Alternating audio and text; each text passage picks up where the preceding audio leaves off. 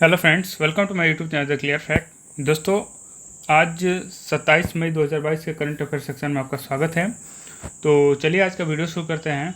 Video शुरू करने से पहले 27 मई को देश और दुनिया के इतिहास में घटित महत्वपूर्ण घटनाओं पर एक नज़र डालते हैं।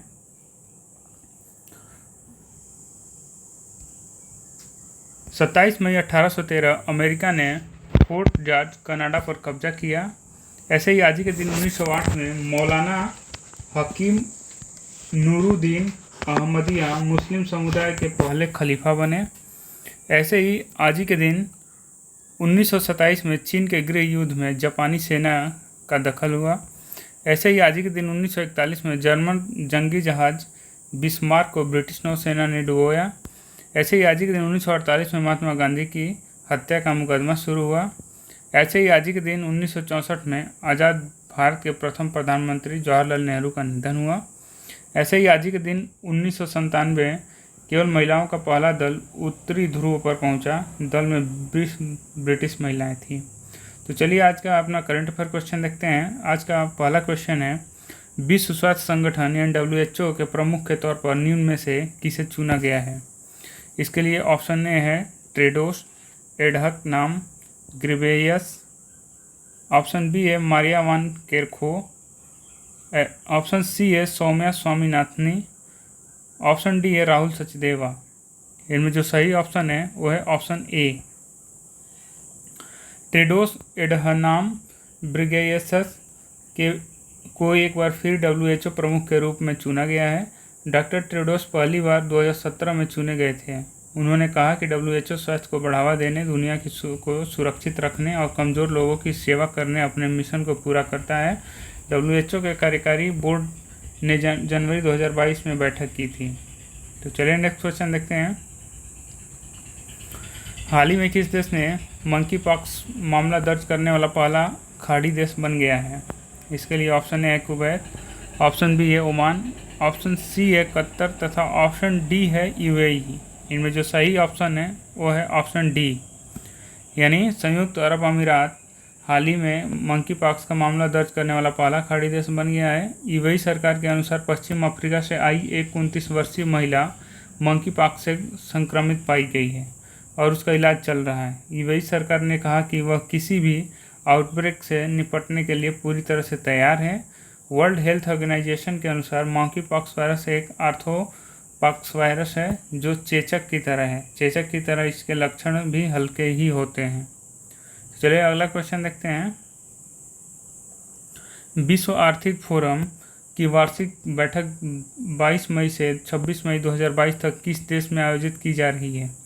इसके लिए ऑप्शन ए है चीन, ऑप्शन बी है स्विट्जरलैंड, ऑप्शन सी है अफ्रीका तो ऑप्शन डी है अमेरिका। इनमें जो सही ऑप्शन है वो है ऑप्शन बी यानी स्विट्जरलैंड के दावोस में विश्व आर्थिक फोरम की बैठक 22 मई से 26 मई 2022 तक आयोजित की जा रही है। यह बैठक मूल रूप से 17 जनवरी से 21 जनवरी के लिए निर्धारित की गई थी, लेकिन ओमिक्रॉन संक्रमण के प्रकोप के कारण स्थगित कर दी गई थी।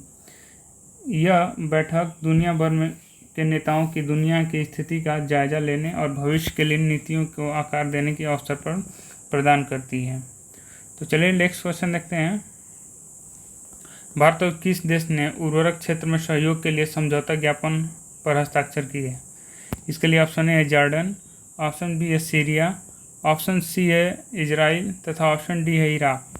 इनमें जो सही ऑप्शन है वो है ऑप्शन ए यानी भारत और जॉर्डन ने उर्वरक क्षेत्र में सहयोग के लिए समझौता ज्ञापन पर हस्ताक्षर किए।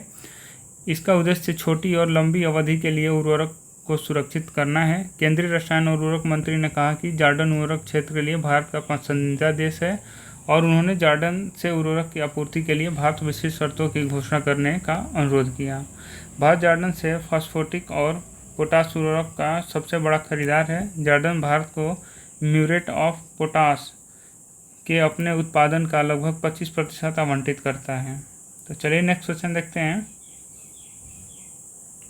भारत वैश्विक यात्रा और पर्यटन विकास सूचकांक में फिसल कर कितने स्थान पर आ गया है। इसके लिए ऑप्शन ए है 60, ऑप्शन बी है 54, ऑप्शन सी है 52 तो ऑप्शन डी है 48। इनमें जो सही ऑप्शन है वह है ऑप्शन बी यानी भारत वैश्विक यात्रा और पर्यटन विकास सूचकांक में फिसल कर 54वें स्थान पर आ गया है। हालांकि दक्षिण एशियाई देशों में अब भी शीर्ष पर है। देश इस सूचकांक में 2019 में 46वें स्थान पर था। वैश्विक सूची में जापान शीर्ष पर है। इसके बाद क्रमशः America, Spain, France, Switzerland, Australia, Britain, Singapore और इटली का स्थान है। तो चलिए अगला क्वेश्चन देखते हैं। हाल ही में किस देश ने भारतीय ओलंपिक संघ के अध्यक्ष पद से इस्तीफा दे दिया है? इसके लिए ऑप्शन ए है राहुल सचदेवा, ऑप्शन बी है विनय कुमार सक्सेना, ऑप्शन सी है संजय सिंह, ऑप्शन डी है नरेंद्र बत्रा। इनमें जो सही ऑप्शन है वो है ऑप्शन डी, यानी नरेंद्र बत्रा ने भारतीय ओलंपिक संघ के अध्यक्ष पद से इस्तीफा दे दिया है। बत्रा ने कहा कि उन्होंने अंतर्राष्ट्रीय हॉकी महासंघ के अध्यक्ष के रूप में अपनी भूमिका पर ध्यान केंद्रित करने का फैसला किया। बत्रा साल 2017 में अंतर्राष्ट्रीय हॉकी महासंघ का भी अध्यक्ष बने थे। फिलहाल वह अंतर्राष्ट्रीय हॉकी महासंघ के अध्यक्ष भी हैं। पिछले साल बत्रा को लगातार दूसरे कार्यकाल के FIH का अध्यक्ष चुना गया था और वह 2024 तक इस पद पर रहेंगे। चलिए अगला क्वेश्चन देखते हैं। कॉम्बैट एविएटर के रूप में आर्मी एविएशन कॉर्प्स में शामिल होने वाली पहली महिला अधिकारी निम्न में से कौन बन गई हैं? इसके लिए ऑप्शन ए है captain Abhilasha Barack, option B है captain Komal Singh, option C है कैप्टन जया त्रिवेदी, तो ऑप्शन डी है कैप्टन सोनम अग्निहोत्री। इनमें जो सही ऑप्शन है वो है ऑप्शन ए, यानी captain Abhilasha Barak combat army aviation course के सफल समापन के बाद कॉम्बैट एविएटर के रूप में आर्मी एविएशन कॉर्प्स में शामिल होने वाली पहली महिला अधिकारी बनी है। आर्मी एविएशन कॉर्प्स का गठन 1 नवंबर 1986 को हुआ था। पिछले कुछ वर्षों में कोर में नई इकाइयों और चीता, ध्रुव, रुद्र, LCH और रिमोटली पायलट एयरक्राफ्ट जैसे उन्नत उपकरणों की स्थिति के साथ अपनी स्थिति सुदृढ़ की है। कैप्टन अभिलाषा बराक हरियाणा की रहने वाली है और उन्हें सितंबर 2018 में आर्मी एयरफोर्स डिफेंस कोर में कमीशन मिला था। तो चलिए अगला क्वेश्चन देखते हैं। हिमाचल प्रदेश की बलजीत कौर 1 महीने से कम समय में 8000 मीटर से अधिक ऊंचाई की कितने पर्वत चोटियों को फतह करने वाली पहली भारतीय महिला बन गई है? इसके लिए ऑप्शन ए है 6, ऑप्शन बी है 4, ऑप्शन सी है 8 तथा ऑप्शन डी है 7। इनमें जो सही ऑप्शन है वो है ऑप्शन बी, यानी हिमाचल प्रदेश की बलजीत कौर 1 महीने में कम समय में 8000 मीटर से ऊंची 4 पर्वत चोटियों की फतह करने वाली पहली भारतीय महिला बन गई हैं।